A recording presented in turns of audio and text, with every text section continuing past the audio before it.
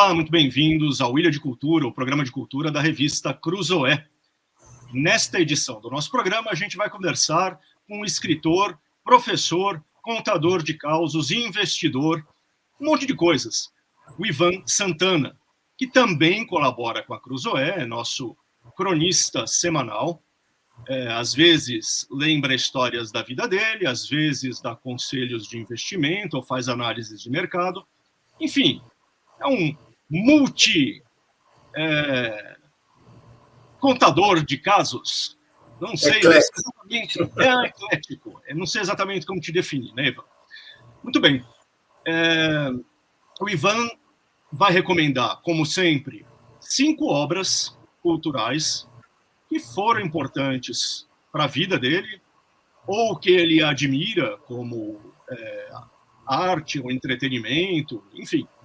São filmes e livros, principalmente. A gente vai começar por um dos livros que você selecionou e que você disse que mudou a sua vida. Um livro sobre o Oriente Médio. Vamos lá, Ivan? Esse livro chama-se A Grande Guerra pela Civilização, a Conquista do Oriente Médio. Ele foi escrito por Robert Fisk, que morreu agora há uns 2 anos atrás, que foi considerado o maior correspondente de guerra de todos os tempos.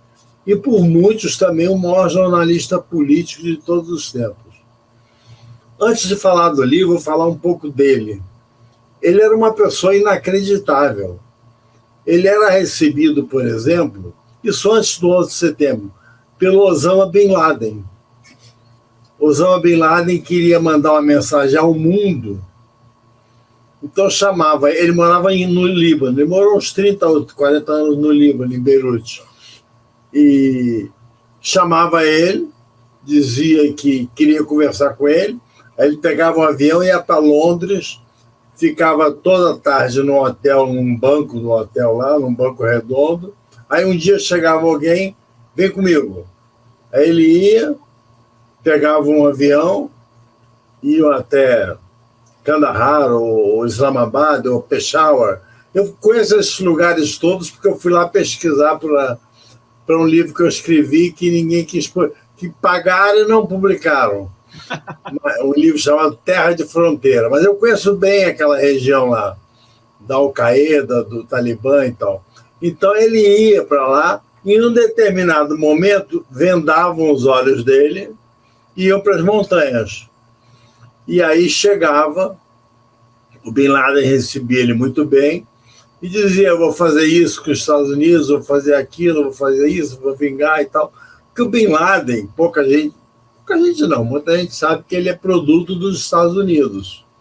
Na guerra do Talibã, dos mujahedins, dos guerreiros sagrados, ele era sustentado, as munições, as armas e tudo, eram recebidas dele.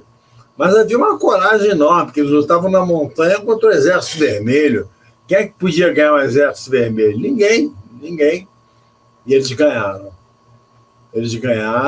E os russos tiveram que fugir de lá com... derrotar aquelas montanhas. Então o Bin Laden ficou revoltado contra os Estados Unidos quando houve a Guerra do Golfo, em 1990, e os Estados Unidos puseram bases na Arábia Saudita. Aí dizia que não podia ter ocidental infiel, cão infiel, né, na terra sagrada do Islã, onde tinha Meca, Medina e tal. Então ele ficou inimigo dos Estados Unidos, mas continuava dando entrevista para o Bob Fisk, que aí voltava pelo mesmo percurso, olho vendado e tal, até Cabul, e aí pegava o avião e ia embora para Londres, e Londres ele ia para Beirute, que era ali pertinho. Ele era inglês, né? O Robert Fisk. Por outro lado, ele era recebido pelo Ariel Sharon, que ele esculhambava também. Ele esculhambava Ariel Sharon. Ele é recebido pelo Tony Blair, que ele esculhambava. Pelos presidentes americanos, Clinton, Reagan, acho que não, foi Clinton. E ele era um cara que eu acho que ele não elogia ninguém. O livro tem quase 2.000 páginas, 1.500 páginas mais ou menos. Ele não elogia ninguém, mas ele conta tudo o que aconteceu. Por exemplo, só para dar um exemplo, Irã, Pérsia. Na época do Shah, do Reza Pahlavi, o Robert Fisk ia lá e acompanhava aquelas selvagerias da SAVAK, aquela polícia secreta iraniana que fazia torturas bárbaras contra os opositores. E foi deposto, quando ele viu que ia ser deposto, ele fugiu, ele estava com câncer. Aí veio o Ayatollah Khomeini. O Robert Fisk voltou lá, na época já da Revolução Islâmica. E aí, nesse livro, A Grande Guerra pela Civilização, ele conta também as barbaridades que os iranianos faziam, principalmente na Guerra do Golfo. Só vou dar um exemplo. Por exemplo, quando eles precisavam avançar em direção a um terreno minado pelos iraquianos, o Khomeini mandava garotos de 14, 13, 15 anos, desarmados, percorrer o campo para estourar as minas. E as mães desses garotos achavam que eles estavam indo para o paraíso e que iam morrer. E morriam milhares e milhares. Então aquela guerra foi equilibrada, porque se de um lado o Saddam Hussein tinha mais força, porque o Irã era um país que o exército tinha sido expurgado na mutação do Shah para o regime do Ayatollah Khomeini, que nem era oficial, que o Ayatollah Khomeini nunca teve cargo oficial nenhum. Mas quando mudou, então o Saddam Hussein achava que, como ele tinha expurgado grande parte do exército, que ele ia conseguir tomar o Irã e formar do Iraque, fazer do Iraque a maior potência petrolífera do mundo, como ele mais tarde veio a tentar contra o Kuwait. Errou nas duas, né? Então, mas o Robert Fisk ia nesses lugares, ia nos lugares mais perigosos. Morria gente de um lado dele, morria gente do outro lado dele. Ele era uma pessoa fantástica. Uma das coisas que eu tenho mais lástima na vida é de não tê-lo conhecido pessoalmente, entendeu? E por que você disse que o livro mudou a sua cabeça, assim, que você meio que divide entre antes e depois? Porque eu aprendi muita coisa sobre o Tony Blair, sobre o Osama Bin Laden, sobre as guerras, sobre como a falsidade, mentira das guerras, coisas que na época a gente elogiava e tudo. E ele contava tudo, então, contava tudo sobre essas pessoas. Angela Merkel, o anterior dela, aquele gordo, como é que é o nome dele? Era o Helmut Kohl. Helmut Kohl, isso mesmo. Então ele conta tudo. Ele não elogia ninguém no livro, ninguém. Nem a Madre Teresa de Calcutá ele elogia, porque ela era amiga do ditador da Albânia, de Enver Hoxha. Esse é o bom jornalista, o que não elogia ninguém. E ele ganhou tudo quanto foi prêmio. Ele começou lá no IRA, cobrindo o IRA, lá no início da carreira dele. Então, esse livro mudou minha cabeça, porque eu aprendi muita coisa. Então, muitas vezes eu estou numa palestra, numa conversa e tal, e explico alguma coisa que as pessoas não conhecem, não estão entendendo. Não foi bem assim, foi dessa maneira e tal. Então, foi tudo que o Robert Fisk... E mais tarde ele escreveu um outro livro, ou mais cedo, não sei, chamado Pobre Nação. 2.000 páginas. Esse é só sobre o Líbano. Só sobre as guerras do Líbano. Eu também li assim... Eu sou capaz de ler um livro desse assim, ó, direto. Eu adoro tijolaço.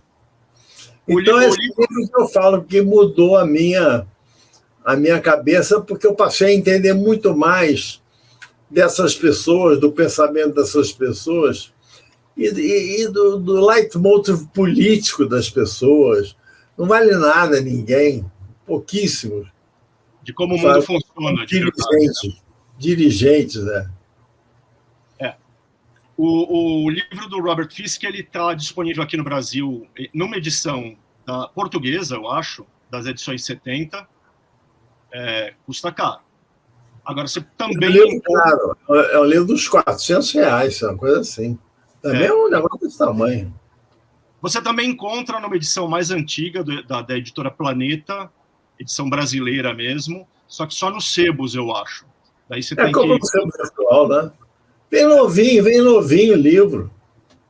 Eu adoro comprar muito livro no sebo. Essa semana mesmo eu comprei um livro Esse foi caro meu. Usado na Amazon americana por $400. Eita! Esse doeu. $400. Mas eu queria ler aquele livro. Vai ter que repensar a sua carteira de investimentos depois dessa compra. Eu tenho muito livro mesmo. Eu leio. O Graham lá em casa era obrigado a ler. Os 3 filhos são escritores. O Sérgio morreu como escritor. Viveu a vida inteira, morreu em 78 de Covid. Era escritor. Sônia, minha irmã, é uma ótima escritora. E eu, escritor. Então, lá em casa era engraçado. A mamãe não deixava a gente ler gibi, revista em quadrinho. A gente era obrigado a ler. Eu comecei a ler com uns 8 anos, 9 anos. Mas o quê? Eu comecei com Monteiro Lobato, Júlio Verne, Alexandre Dumas. E minha mãe, quando achava que era uma coisa que eu não podia ver, ela grampeava. Censurava aquelas páginas, porque aí tinha que pular. Não era nada assim pornográfico, não. Era que uma mulher tinha um amante, ou um homem tinha um homem tinha uma amante, ou que alguma coisa que ela achava que era indevida. Então, eu não lia, eu obedecia. Mas comecei a ler. E às vezes dizem que a pessoa que é obrigada a ler não gosta de ler, né? Lá em casa não funcionou assim, não. Todo mundo leu a vida inteira. Minha irmã tem 80 e eu tenho 83, ela deve estar com 86. Lê sem parar também.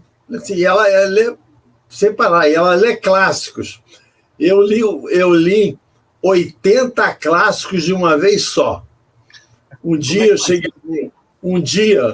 há uns 20 anos atrás, falei, eu leio muito best-seller, leio muita biografia e leio muito livro histórico, mas eu não tenho cultura literária, não leio Cervantes, não leio Dante Alighieri, não leio Shakespeare, não leio nada disso. Então eu vou ler. Então lançaram 2 coleções, uma até foi Abril, que lançou uma de 30 e outra de 50, eu não sei se qual foi de 30 e de 50. Comprei os 80, li os 80, não li nada quando estava lendo isso, e ainda comprei mais um monte que não estava lá, como o Ulisses de James Joyce, que eu tive que ler 3 vezes cada capítulo para entender 30% do livro, e li A Montanha Mágica, li tudo. Aí passei a ter cultura de livros dos grandes clássicos, né? Começou a envergonhar o seu irmão, saber mais do que ele, ou não chegou a esse ponto? Não, o Sérgio era mais culto que eu em literatura. Acontece que o Sérgio só gostava de literatura, eu fazia muitas outras coisas. Gostava de avião, gostava de futebol. Então, futebol também o Sérgio gostava tanto quanto eu. Muito bom. Enfim, para vocês que estão assistindo, talvez não saibam, Ivan Santana e Sérgio Santana eram irmãos. O Sérgio morreu alguns anos atrás, se eu não me engano, em 2008, não foi isso? Não, 2007, 2018, 2020, dia 10 de maio de 2020, de Covid. Morreu por falta de atendimento, o hospital estava lotado. Terrível. E, enfim, escritor muito importante desde os anos 70, tem as obras dele também, todas nas livrarias aí. Qual é o seu... Tem algum conto ou algum romance do seu irmão que seja o seu preferido? você possa recomendar para quem quer conhecer a obra Os dele? 4 últimos, eu não sei o nome de cor deles todos, mas os 4 últimos, eu acho que é por vaidade minha, porque ele conta as nossas histórias, minha e dele. Então, ele no final da vida, ele escreveu muito livro quando ele conta as nossas histórias em Londres, porque a gente morou na Inglaterra logo depois da guerra, quando eu era menino. Eu tinha 12 anos, o Sérgio tinha 10. E eu fazia o diabo na Inglaterra, tipo assim, quebrar a porta de metrô, quebrar a escada rolante de metrô, que era de madeira, botava um negócio que quebrava a escada. Eu era um garoto na peste, entendeu? Você era um punk antes de existir o punk. E o Sérgio ficava lá comigo, acompanhando e tal. A gente andava de metrô sem pagar e tal. E jogava futebol, jogava cricket e tal. Então ele conta muitos são os que eu mais gosto, mas ele tem livros espetaculares. Muito bom.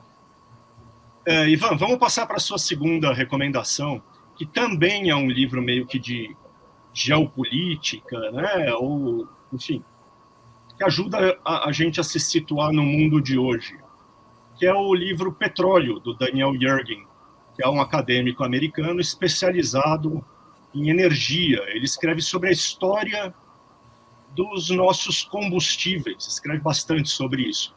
E esse também é outro livraço, que deve ter, sei lá, 500, 600 páginas, sobre a história da descoberta e da exploração do petróleo ali, sobretudo na região do Oriente Médio. Não é isso, Sérgio? Esse livro é fantástico.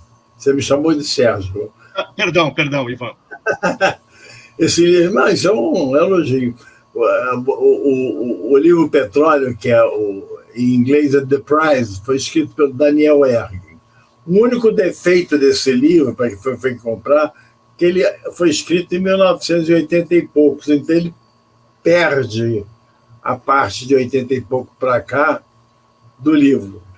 Mas o livro é espetáculo. Ele conta a história do petróleo desde quando foi descoberto por um coronel Drake, que não era coronel coisa nenhuma, na cidade de Shanksville, na Pensilvânia, num regato que se chamava Oil Creek, quer dizer, regato do óleo.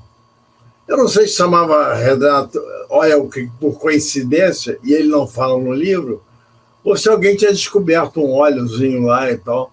Ali começou o petróleo. Tudo bem, os chineses já tinham descoberto petróleo há 2.000 anos atrás, 3.000 anos atrás, mas usava como um óleo, não usava como combustível.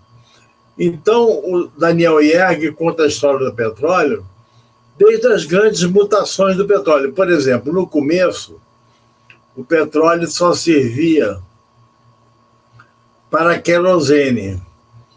A gasolina era jogada no meio da noite nos rios. Ninguém estava olhando, vai lá e enchia, jogava a gasolina no rio. Passou a sobrar o que interessava a eles, que era o querosene, que substituía o óleo de baleia, que era muito caro. Mas por uma sorte danada, e aí o coronel Drake não ganhou muito dinheiro, não. Quem ganhou dinheiro foi o John D. Rockefeller. Opa!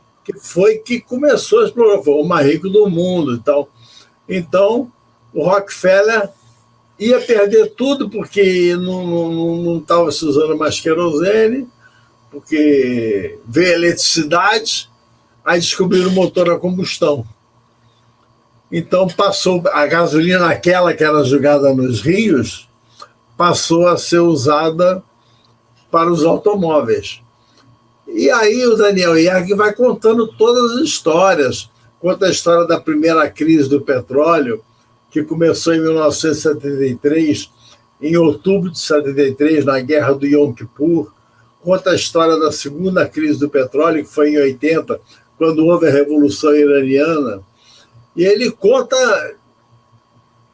Você passa a entender de petróleo, o que motiva o petróleo, por que a Arábia Saudita é a dona do petróleo, porque ela produz petróleo a $3. Então, se ela quiser, ela como já fez uma vez, na época que o Reagan era presidente, o George Bush pai era vice-presidente, mandou o Bush lá em Riad para ver se subir o petróleo, para não quebrar as empresas texanas de petróleo, da qual os Bush faziam lobby, faziam lá, sei lá, o negócio é um negócio lá com ele.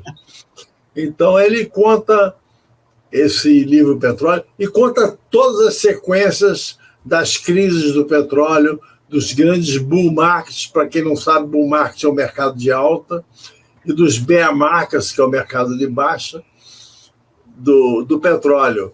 E é fantástico, porque o petróleo é mais ou menos a história da humanidade. Ele já começa falando do petróleo lá milhões de anos atrás, sendo cozinhado debaixo da crosta terrestre, até virar petróleo, né? E quanto à importância do petróleo. E até hoje, você lendo as notícias do petróleo, você lembra não só do Daniel Yergin, ele devia ter feito um livro complementando o livro dele, mas não fez. Mas ele ainda é ou era até há pouco tempo, um grande especialista em petróleo, catedrático lá em Harvard e tal.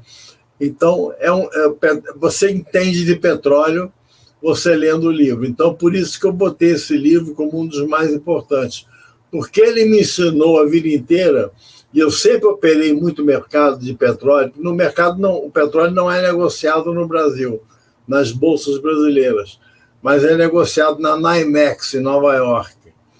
Então, eu sempre operei petróleo, que eu operava mais no mercado internacional do que no nacional. E esse livro, Petróleo, The Price, que é o nome do livro em inglês, que, aliás, é mal traduzido na primeira edição, depois a segunda já é melhor. Tem muita coisa que você fica sem entender, porque foi tradução errada do texto original. Sim. Então, esse livro, Petróleo, é por isso que eu recomendo que, se a pessoa quiser, ao mesmo tempo, se divertir e conhecer profundamente petróleo, lê esse livro. Com exceção, o livro acaba por volta de 1980 e de lá para cá aconteceu muita coisa no mercado de petróleo. O livro está lançado aqui no Brasil pela editora Paz e Terra. Como disse o Ivan, tem mais de uma edição, né? Ela foi corrigida depois. Também é um livro caro, viu? Também é um livro porque ele é gordão, assim. É um tijolaço, né?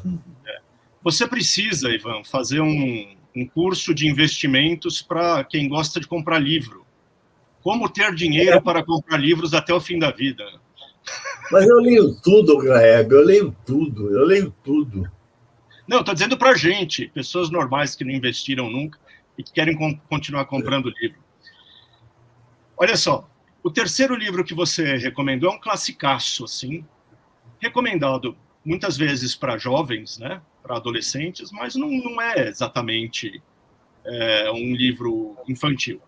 É a Revolução dos Bichos, do George Orwell. Por quê você recomenda que todo mundo leia esse livro? Porque eu acho o livro mais inteligente que eu já li. É uma fábula, eu acho muito melhor que 1989, do mesmo autor. Eu acho o livro inteligente. Aquela maneira, aquela crítica que eles fazem ao socialismo, entendeu? Através daquela fábula dos animais, é o porco, né, que acaba assumindo lá. O livro é muito bom, mas esse livro é imperdível. A pessoa tem que ler Os Bichos. Parece que não leu 1989, que é bom também, mas não é a mesma coisa. Mas a Revolução dos Bichos é fantástica. Agora, tem que ter uma certa inteligência para entender, senão você não entende o livro. Você tem que perceber o que ele está criticando ali, porque não é uma crítica aberta. Sim. É uma fábula. Ali com os bichos na fazenda, né? E o porco que manda e tal. É uma fábula sem final feliz, né? Sem final feliz. É espetacular. Espetáculo. Por isso que eu recomendei. Embora não tenha... Você tinha falado comigo, não tinha necessariamente ser sobre mercado ou sobre produtos de mercado. Então, eu acho que a pessoa que não leu 1989 deve ler. 84. Desculpa, 1984. Deve ler porque é incrível, é incrível. Muito bom. Bom, e o George Orwell eu acho que merece ser lido não só nos romances, né, os dois romances que são os mais conhecidos, 1984, A Revolução dos Bichos, mas ele tem livros de jornalismo, né, de narração. Mas eu não li. Mas são maravilhosos. O livro dele sobre a Guerra Civil Espanhola, o livro dele sobre... Ele foi viver com Eu adoro Guerra Civil Espanhola. Aquele Batalha de Espanha, que é desse tamanho também, eu li 2 vezes. Então procura o livro do George Orwell sobre a Guerra Civil, porque você vai gostar. É um livraço também. Eu adoro Guerra Civil da Espanha. Adoro. Aquela parte do Hemingway, aquela parte toda das tropas que iam, dos voluntários que iam do mundo inteiro lutar lá, e os alemães e italianos que iam já com seus exércitos oficiais lutar, bombardearam Guernica ou Guernica, eu nunca sei como é que pronuncia. Eu também não. E é espetacular, espetacular. E eu estive, eu morei muito, quando era garoto, eu morava na Europa, né? Eu morei na Inglaterra logo depois da Segunda Guerra Mundial. Eu morei comendo, assim, o direito a 1 colher de açúcar por semana, um bife, menos de um bife por semana. Nós moramos, meu pai era estudante na London School of Economics, então eu menino, foi quando eu fazia essas besteiras no metrô de Londres, quando eu estudava lá. E jogava futebol, jogava cricket e tal, e via a Inglaterra e achava... Eu tinha pena dos alemães. Era engraçado a mentalidade de criança, porque eu ia à Alemanha, via aquelas pessoas descalças na neve no inverno, né, com um pano enrolado no pé, e morando em buraco de terra. Fala, coitado desse povo e tal. Não sabia que tinha vindo antes, né? Depois eu fui sabendo. Depois quem estava ali era mais civil, mulher, criança, não tinha pouco a ver com soldados nazistas. Mas, enfim, eu morei nessa época. E aí tive interesse pela Guerra Civil da Espanha também. E fui na Espanha. Já tinha acabado a Guerra Civil. A Guerra Civil acabou, se não me engano, em 1938. Né? A Segunda Guerra começou em 1939, a Civil acabou em 1938. Isso. Então, quando eu fui lá em 1952, já tinham 14 anos, né? Mas aí o Franco já era o dono lá e tal. E era um país que tinha coibia a criminalidade de uma maneira tal que você podia deixar o carro aberto com uma carteira de dinheiro no banco e ninguém roubava. Engraçado isso, né? É o que o cara está fazendo lá em El Salvador agora. Eu pensei exatamente nisso. Mas olha só, o livro do Orwell sobre a Guerra Civil se chama Homenagem à Catalunha. Ele foi traduzido pelo nosso colega, o Duda Teixeira, recentemente, faz 1 ou 2 anos aqui no Brasil. Tem uma edição novinha. Se você puder, procure. Foi traduzido e anotado pelo Duda. Tem notas lá, para quem não conhece. Você certamente conhece bem a história, mas quem não conhece... Eu já falei com o Duda várias vezes, mas nunca me falou desse livro. Nem me falou que escrevia. Modesto Duda. Muito bom. Tem 2 filmes agora que você quer recomendar. Os 2 filmes são ligados ao mundo dos investimentos, que foi o mundo onde você passou a maior parte da sua vida, não é isso, Ivan? Exatamente. Você foi professor. Né? Entre investimento e aviação. Eu era mais especulador do que investidor. Era um tremendo especulador. O Graeb, eu fui muito rico, mas muito rico mesmo, de pegar a primeira classe de um avião na sexta-feira à noite, viajar para a Espanha, ver um jogo do Fluminense e voltar no domingo. Fiz isso na África, fiz isso em Sarajevo, lá na antiga Iugoslávia. Eu torrava muito dinheiro. Eu conseguia. Tem um amigo meu, Antônio José, riquíssimo, ele já me dava esporro naquela época, lá nos anos 70. Ivan, como é que você consegue gastar tudo? Eu gasto.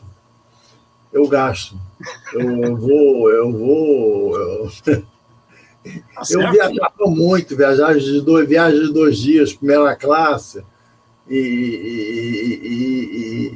porque eu trabalhava demais, eu até hoje trabalho demais, trabalho umas 12 horas por dia, 7 dias por semana. Então, naquela época, eu trabalhava demais, e quem trabalha demais no mercado financeiro usa carnaval, Natal com Réveillon, esses feriadões, para dar um pulinho, ou na Alemanha, ou na Las Vegas, que eu gostava mais, deixava lá o dinheiro todo. Ainda bem que não existia cartão de crédito naquela época. Existia, mas não era aceito. Cartão de crédito brasileiro, os cartões. Não estava ferrado. Mas olha só, o pessoal normalmente não gosta, né, da palavra especulador. Eu acho que você é a primeira pessoa que viveu aí no mercado que se chama de especulador numa boa. SPEC, os ingleses, você bate até na declaração de renda. Profissão, SPEC. O que é um SPEC? É um cara que compra e vende no mesmo dia. Por exemplo, se você é um investidor, dirige um grande fundo, você procura ver como é que está a situação de taxa de juros no Brasil, perspectiva de inflação de taxa de juros. Nós estamos realmente encaminhando para um período virtuoso, e eu acho que estamos. E tem gente até que acha, gente da Bloomberg, que acha que nós estamos num novo 1900 anos 20, Roaring Twenties. Não sei se tanto, mas eu acho que existe um ciclo que a gente está vivendo, quando as taxas de juros começam a cair, as empresas começam a ganhar dinheiro, o dinheiro só vai para a ação na hora errada, o grande dinheiro que eu falo. E o especulador que conhece vai na hora certa. Mas eu especulava mais era no dia a dia. O mundo não me interessava muito, não. Quando eu era operador de bolsa, eu fui operador de bolsa na Bolsa de Valores do Rio de Janeiro e na Chicago Board of Trade em Chicago, entendeu? O que valia para a gente, eram os próximos 10 minutos. E aí está acontecendo o que está acontecendo. Aquele cara lá está comprando, ele vai comprar mais, eu vou comprar antes dele, quando ele estiver vendendo as últimas, eu vou vender. Mas... E ganhava muito dinheiro. Então, olha, eu estou falando de dólares dos anos 80, dos anos 70. Dia que eu ganhava menos de 10 mil dólares por dia, era um mau dia. Era um dia ruim, mas eu gastava. Acho que a melhor maneira de você ganhar dinheiro é você gastar depois também. E depois tem que trabalhar até os 83, como eu. Mas olha só, hoje em dia, quem faz esse tipo de aplicação diária, né, que fica vendo as movimentações minuto a minuto, aí, também não gosta mais de ser chamado de especulador, prefere day trader, não é? Que é mais day trader é um especulador, mas você pode ser um especulador sem ser day trader, você vendeu, comprar na segunda, vender na sexta, entendeu? Uhum. Especulador, o SPEC, é o cara que, por exemplo, aí eu já vou ser um pouquinho técnico, mas só para explicar, você vender opções de compra ou opções de venda. Opções de compra são chamadas de calls, opções de venda são chamadas de puts. Você vender isso, é quase certo que você vai ganhar, mas se você perder, pode perder o infinito. Você pode vender um negócio por $1 e ele é $1.000 em 2 dias. De repente, acontece alguma coisa no mundo. Então, eu fazia muito isso, era SPEC. Eu era SPEC em tudo. Então... Muito bom. Agora, vamos lá. Alfredo Grumser, que morreu há uns 4 anos, que foi o maior SPEC que eu já conheci. Naginarras. Se bem que o Naginarras nasceu muito rico. O pai dele era o maior fazendeiro de algodão do Egito e do Líbano. Então, o Narras, eu falo com ele, até fiz um roteirinho para Inver há pouco tempo, não sei se eles vão fazer um filminho sobre ele, porque eu fui lá na casa dele, uma casa espetacular em São Paulo, dizem que é a melhor casa de São Paulo, para falar meia hora, fiquei lá o dia inteiro, almocei lá, fiquei lá o dia inteiro com ele e tal, conversando. Mas ele é um SPEC que já veio muito rico. Ele participou do Corner da Prata em janeiro de 1980, quando eles quiseram com ele e os irmãos Hunt, quiseram comprar a prata do mundo. Então, nós estamos falando de que livro, hein, Greve? Pois é, agora a gente já estava mudando para os filmes, porque os 2 filmes que você sugeriu... Mas qual era o primeiro filme? Bom, você sugeriu o Lobo de Wall Street, perdão. Wall Street. Wall Street é um filme... Eu não achei grandes coisas, não, pelo seguinte. O Jeco, que é interpretado pelo Michael Douglas, se você olhar as operações que ele fazia, eu me lembro que eu fui ver esse filme, o cara operava menos que eu, pô.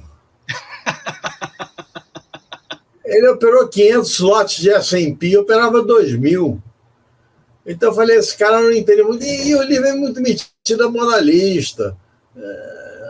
O mercado era assim mesmo, as pessoas, naquela época dos junk bonds, esses SPACs especuladores compravam uma empresa falida e depois vendiam os pedacinhos, mandavam os empregados embora, a maioria embora, aí vendia as máquinas para uma empresa, vendia o mobiliário para outra, vendia o terreno para outra e ganhavam muito dinheiro. E eles se financiavam vendendo junk bonds por uma taxa muito superior à taxa de mercado. Então, esse livro, o filme, né? Perdão, o filme Wall Street é bom, mas não achei nenhum espetáculo, não. Eu achei que o cara não entende tanto assim de mercado de junk bonds para fazer aquele filme. Ele foi...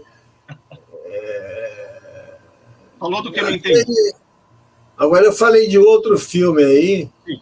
Deixa eu só contar para o espectador aqui, né? De repente alguém mais jovem, tal, ou que não acompanha muito o setor de investimentos. Wall Street é um filme que marcou época, ali nos anos 80, marcou muito a época, porque as pessoas achavam que ele tinha capturado ali o espírito daquele momento nos Estados Unidos, principalmente, né? Que tinha um mercado de investimentos muito mais desenvolvido que o brasileiro àquela altura, né? E o Gordon Gekko, que é esse personagem de quem o Ivan estava falando, é o vilão da história, e o que ele faz é justamente isso. Ele compra empresas, quebra aos pedacinhos e ganha dinheiro revendendo a empresa sem se preocupar muito com os empregos e tudo mais, né? E tem lá o mocinho da história, que o pai dele é um dos empregados de uma das empresas que está sendo negociada. Então, o conflito é esse.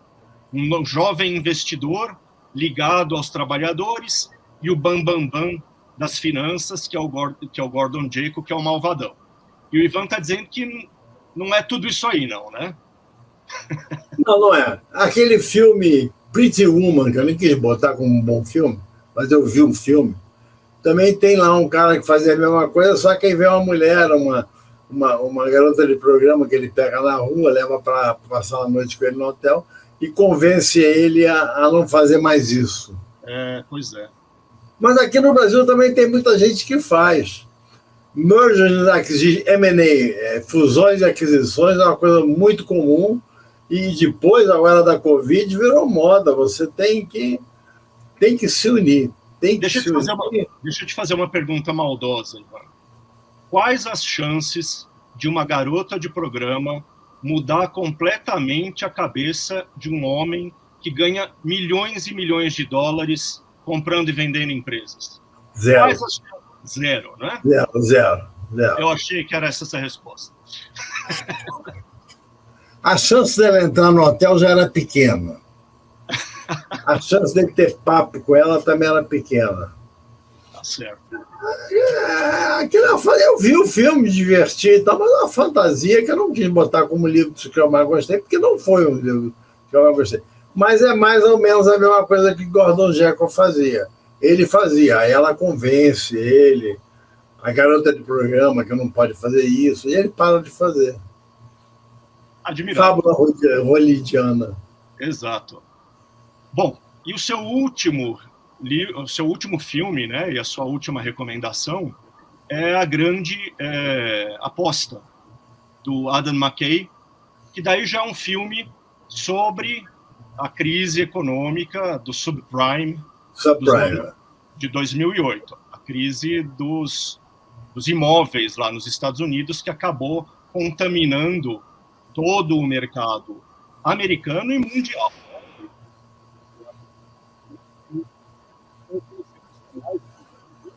Perfeito. Esse filme você acha melhor, mais bem feito do que o... Esse é um tremendo filme. Mesmo porque a história é uma tremenda história.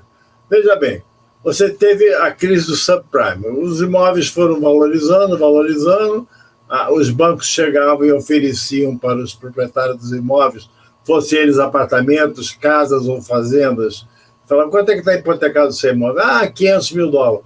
Hipoteca por 1.000. Então o cara dobrava para 1.000, hipoteca por 2.000, o cara hipotecava por 2.000, e aquilo tudo as financeiras alavancavam a emprestar mais do que pode. Então chegou um momento em que o mercado de imóveis saturou, como todo mercado satura um dia, até o de petróleo já saturou várias vezes, então o mercado começou a cair. Então as pessoas não tinham dinheiro para pagar a prestação, devolviam o imóvel ao banco, né?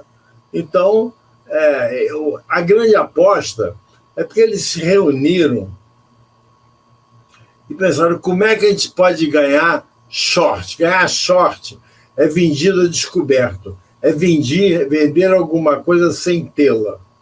É o urso que vende a descoberto. Então, eles tiveram que bolar uma maneira, criar uma legislação, interpretar a lei, para que pudessem vender aquelas hipotecas a descoberto. Conseguiram, o filme é bom, a história é verídica e realmente aconteceu exatamente daquela maneira. Por isso que eu acho um filme muito melhor do que o Wall Street. Muito melhor que eu acho um filme sensacional. A grande aposta. E a história toda é verídica. Agora, ele é um pouco exigente o filme. Ele exige um pouco de conhecimento de mercado das pessoas que assistem, senão a pessoa não entende muito, não. O que é vender descoberto, vender sem ter e tal. Não é uma coisa que parece fácil, mas não é tão fácil para todo mundo assim, não. E ele é baseado num livro do Michael Lewis, não é isso? Exatamente. Michael Lewis é baseado numa história verídica. Isso. Michael Lewis é um escritor que não escreveu só sobre isso, mas, enfim, tem alguns livros sobre o mercado americano, né, de diversos segmentos ali, e ele normalmente faz isso, ele pega histórias reais e reconta essas histórias. É um escritor que tem muito bom humor, né, escreve muito bem, e tem vários livros publicados no Brasil já, dá para encontrar também os livros do Michael Lewis, além de ver o filme que o Ivan acabou de recomendar, que é A Grande Aposta. Ivan, eu acho que a gente tem tempo para você falar muito brevemente de 2 livros sobre investimentos, especificamente, que são livros que estão em inglês, mas que você queria recomendar, né? Exatamente. O primeiro deles é The Market Wizards. Eu diria que é o maior livro de todos os tempos em utilidade para um operador de mercado. Pena que ninguém traduziu ele para o Brasil. O Márcio Noronha, que é um grande especialista técnico, disse que ia traduzir e tal, mas acabou não traduzindo. Ele me falou que ia traduzir, mas já tem uns 2 anos. Esse livro foi escrito por um camarada chamado Jack Schwager, que era um corretor da Prudential Securities em Nova York, e ele entrevistou os investidores profissionais mais bem-sucedidos da história. E aí eu falei que a Grande Guerra pela Civilização mudou a minha vida, o Market Wizards mudou mais, mas em termos financeiros. Muita besteira que eu fazia, eu deixei de fazer por causa daquele livro, e muita coisa que eu não fazia, eu passei a fazer. Coisas do tipo, por exemplo, vamos supor que a ação da empresa Chumbinho está cotada a $80. Eu uso Chumbinho e Amalgamated como empresas, porque aí não tem jeito. Isso é antigo de Hollywood. O Chumbinho é meu. O Amalgamated já existia no filme dos anos 40. Então você estava cotada a $80. Então, você vende a 80, mas com stop a 81. Ou seja, se você vendeu, você não tem a ação, você vendeu ela descoberta. Para pagar mais tarde, comprar mais barato, você bota uma margem de garantia. Então, se ela sai a 81, você sai fora. Então, você perde, aí de repente ganha. E quando ganha, você ganha muito dinheiro. Isso foi uma entrevista que eu vi no The Market Wizards e que me ajudou muito. Mas tem um monte delas, tem caras que ganharam de todas as maneiras possíveis na vida. E é muito, para quem sabe falar inglês, é um livro que muda muito a personalidade. Seja a pessoa um especulador profissional, ou seja, mesmo um day trader, porque hoje em dia a vantagem sobre a minha época minha época não acabou até hoje, mas na minha primeira época, que eu comecei com 18 anos, você só não podia vender descoberta, né? Mas hoje em dia você era prejudicado em tudo. Hoje em dia não, você pode vender, você vai lá, entra na máquina, vende descoberta e tal. Então, esse livro me ajudou muito e ganhei dinheiro com ele. Uma boa notícia, Ivan, eu fui aqui conferir, o livro foi traduzido recentemente no Brasil. Ele foi traduzido em 2022 pela editora Sextante, que se chama O Pequeno Livro dos Magos do Mercado Financeiro, tá? Jack Schwager.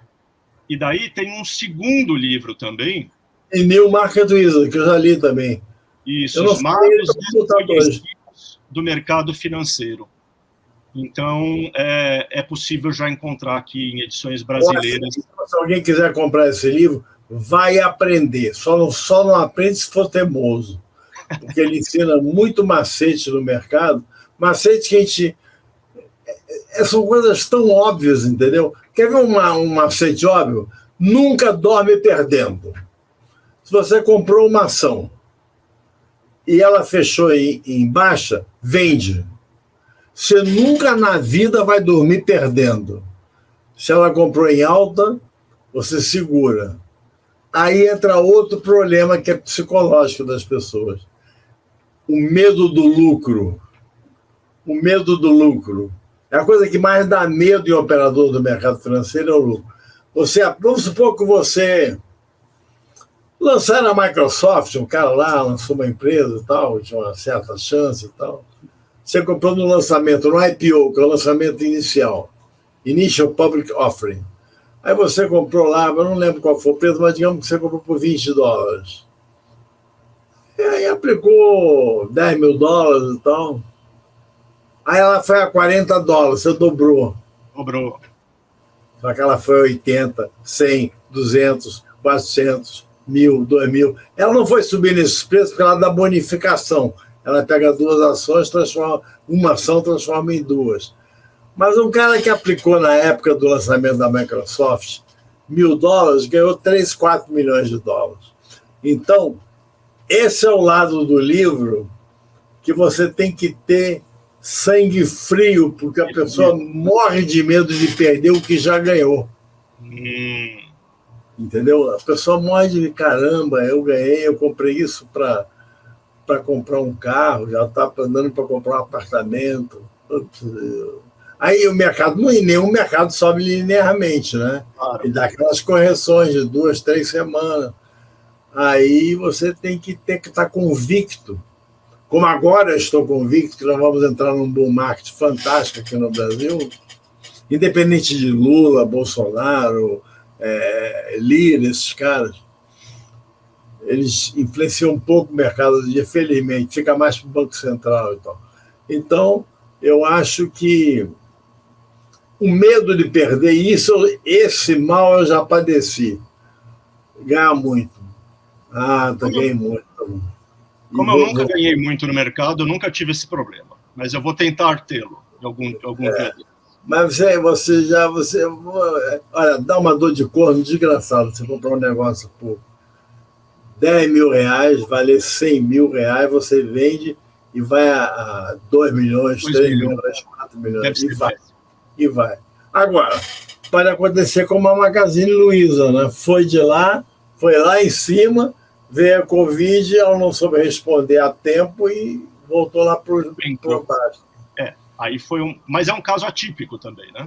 Caso atípico. Bom, e sua última recomendação, Ivan? Qual é? Tinha duas, não tinha, não? Eu acho que tinha... Deixa eu ver aqui nas... Tem mais uma. Nas notas que você me mandou. The Day the Bubble Burst. Isso. Esse não pode perder, esse é o melhor de todos. Esse livro conta a história dos Roaring Twenties, os fuziantes anos 20. Então, o Day the Bubble Burst, para quem não sabe, que significa o dia que a bolha estourou. Carlos, esse livro é espetacular. Ele é fantástico. Boa parte do meu livro de 1929, dos meus livros, de O Que Vem Demais, boa parte é inspirada no Day the Bubble Burst, que conta a história de várias pessoas, desde o pai do John Kennedy, do Joseph Kennedy, Charlie Chaplin, Irving Berlin, e mais outras dezenas de personalidades. Eu conto a história dos que ganharam, dos que perderam tudo, dos que ganharam uma fortuna. E conto a história de pessoas pequenas. Eu conto e o livro conta. Quer dizer, o livro que conta, né? Eu peguei parte dele. Cito lá no final, então. Gente que tinha um dinheirinho que ganhou de herança de um tio, gente pobre, remediada, uns húngaros lá, de uma cidade perto de Detroit, e ganhavam, tinham dinheiro guardado no banco, nunca especularam em ações, nem sabiam onde era a bolsa. Então, essas pessoas perderam tudo, porque, na verdade, em 1929, não perdeu quem especulou na bolsa, perderam os americanos todos. E quem lê, por exemplo, As Vinhas da Ira, por exemplo, você deve ter lido As Vinhas da Ira, né? Sim. As Vinhas da Ira mostram os Estados Unidos pós-Grande Depressão. Porque, além disso, depois da Grande Depressão, depois da queda da Bolsa, o governo não quis ajudar. Esse é problema de banco, não é problema meu, os Estados Unidos quebraram por causa disso. Ainda veio a grande seca de 1932, que é chamada de Dust Bowl.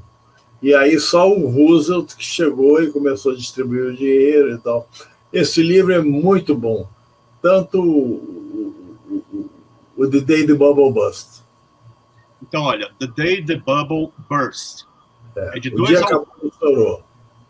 Gordon Thomas e Max Morgan Witz. Ele realmente não está disponível em português, é para quem lê inglês. Eu estou olhando aqui na Amazon, não custa tão caro, custa R$50. É um livrão também, 800 e tantas páginas, e ele conta que o subtítulo dele é Uma História Social do Crash de Wall Street de 1929. Então, não é um livro só sobre economia, mas é uma história social, como estava dizendo aí o Ivan. História social. Conta a história do Empire State, de outras coisas.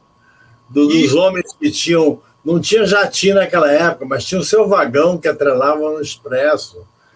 O Expresso de Nova York a Chicago, de Chicago... Porque ninguém tinha coragem de viajar em avião em 1929, né?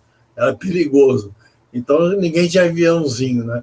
As pessoas tinham vagões de estrada de ferro, com todo luxo e tal. Esse livro é fantástico, é fantástico. E o Vinhas da Ira, que você mencionou aí, é um livro do John Steinbeck, classicaço da literatura americana, né? Um livro que foi escrito, se eu não me engano, lá pelos, acho que 10 anos, 15 anos depois do Crash, né? Steinbeck. pelo John Steinbeck, e ele conta justamente, fala da pobreza em que o país mergulhou, né, depois desse desastre econômico que foi o crash da Bolsa. Então ele acompanha ali a história de vários personagens que estão mergulhados nessa miséria pós-crash. Ivan, foi um barato, como eu imaginei que seria a conversa com você, sempre histórias excelentes. Você tem quantos livros publicados já, hein? Eu tenho 20. 20 livros. Eu tenho 20 publicados. Tem uns 3 ou 4 não publicados, recusados. Tá certo. Um porque é política, a maioria porque é politicamente incorreto. Eita vida. Eu sou politicamente incorreto quando escrevo. Tá bom. Eu não tenho paciência, eu uso as palavras que tem. Não tenho preconceito contra nada e tal, mas sou politicamente incorreto. Eu não... Então, atrapalha algumas coisas. O 1929 você disse que é o mais vendido, não é isso? É que ele, no momento, é o mais vendido. O mais vendido é o Mercadores da Noite, que todo mundo considera o meu maior livro. O que ficou mais tempo na lista dos mais vendidos foi 1929, perdão, foi Caixa Preta, que é um livro só sobre desastre de avião. É que o 29, o Mercadores da Noite tem uma coisa engraçada. Ele foi lançado... Quando ele foi lançado, ninguém quis publicar. A Record não quis, a Objetiva não quis. Ninguém quis. Eu mandei para todo mundo e ninguém quis. Aí eu falei, vou escandalizar o mercado. Publiquei o Rapina. O Rapina ficou 5 meses na lista de best-seller. Todo mundo quis. Escândalo, passado no Rio e tal. E aí eu vendi muito o Mercador. Agora o Mercador da Noite tem uma coisa engraçada. Ele é vendido até hoje. Ele é vendido. Ontem, por exemplo, eu procurei num sebo virtual, eu procurei o Mercadores da Noite em inglês, de Sunday Night Trade. Tinha só um exemplar por R$300. Um exemplar. Que é a versão em inglês. Que eles me compraram, pagaram uma fortuna para mim em 2008 e não publicaram porque o orçamento ficou muito caro. Os meus livros são muito caros, porque eu escrevo um livro que começa nos anos 50 e termina no início dos anos 2000, passado no mundo inteiro.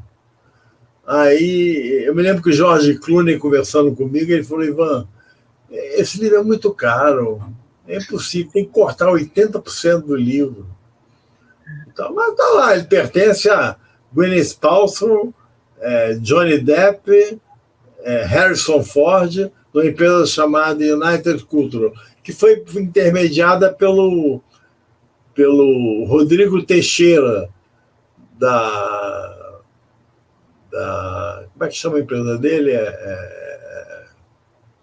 um agente. Rodrigo RT Features. Tá. Então você está dizendo que que os direitos de filmagem do livro foram comprados por essa... Foram comprados internamente. Eu acho que o livro não vai mais, o filme não vai sair, mas eu ganhei todo o meu dinheiro, tá? Tá ótimo, então. Ganhei em 2008, fiquei rico. O casamento da minha filha levou metade, eu financiou o casamento num castelo no interior da Inglaterra e um outro aqui no Rio, no Marimbá, num clube lá em Copacabana. E mais a lua de mel dela, ela me enrolou e tal, e foi metade do livro. Mas, e tem outros livros também. Tem um livro aí que a pessoa fala, é ótimo, chama-se Jogo Brasil. É ótimo, mas não dá para publicar um livro desse. Não pode publicar. Aí, eu não vou mudar.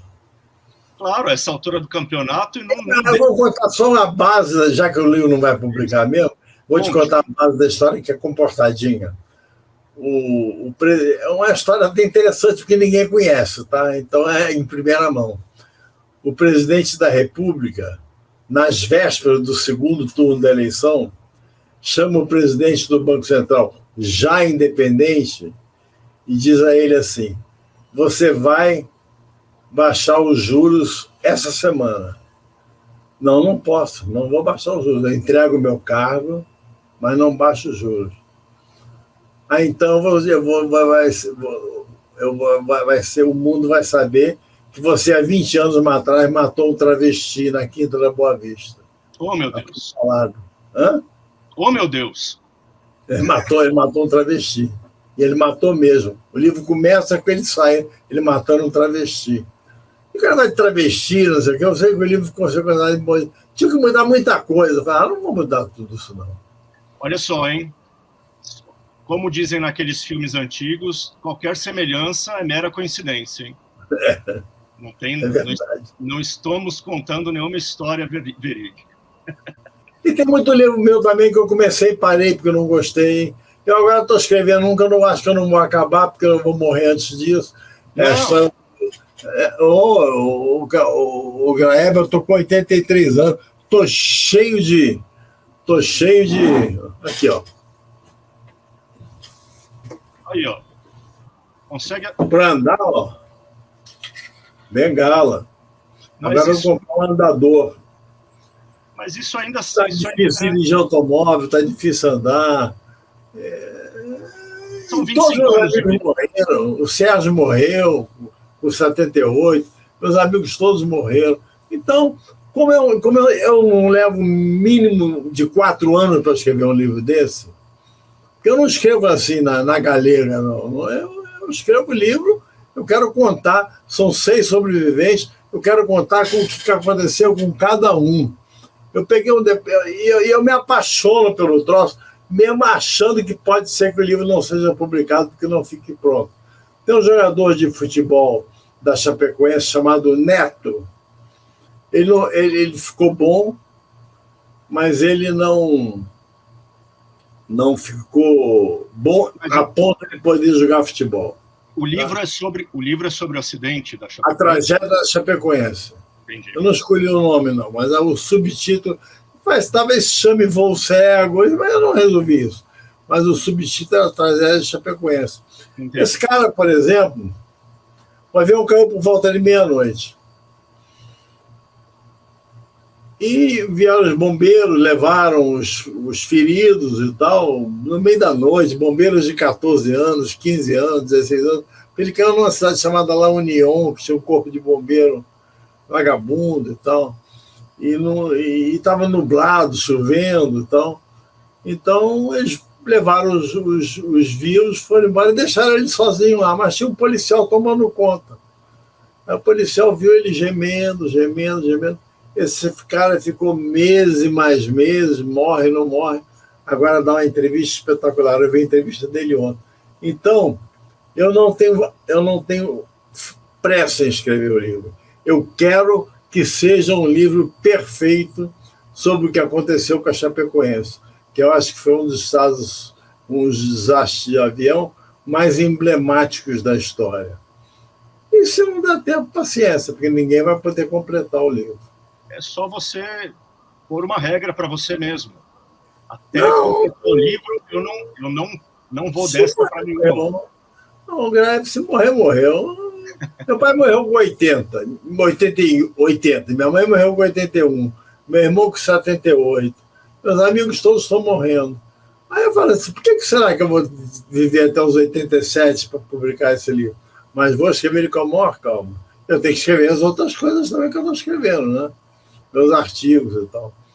Mas eu vou indo. A única coisa que eu aprendi na vida é que eu comecei a trabalhar com 18 anos e não parei até hoje. Não parei mesmo. Eu nunca tirei férias. Quando eu tiro férias, eu fico lá trabalhando. Eu fui passar Eu tenho uma filha que mora na Inglaterra.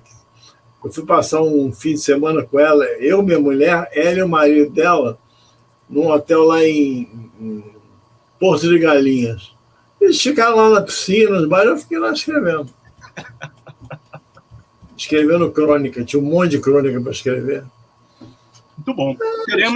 Teremos mais uma crônica de Ivan Santana nesse fim de semana, na revista Cruzoé, além do Ilha de Cultura, que sai também na edição desta semana.